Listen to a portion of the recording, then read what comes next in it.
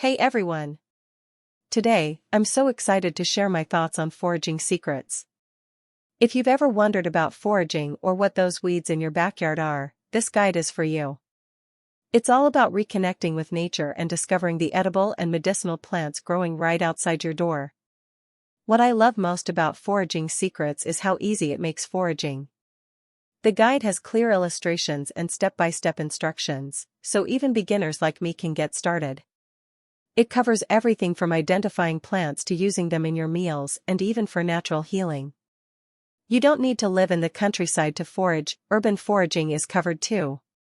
This book shows you how to find wild foods even in cities. Plus, it teaches sustainable foraging practices, ensuring you don't harm the environment while gathering. I was amazed at how much I learned, and now I can safely use plants from my own backyard. The bonus sections on mushrooms and preserving plants are such a nice touch. If you're curious about foraging or want to learn more about the natural world, Foraging Secrets is definitely worth checking out. Don't forget to check out the link in the description below.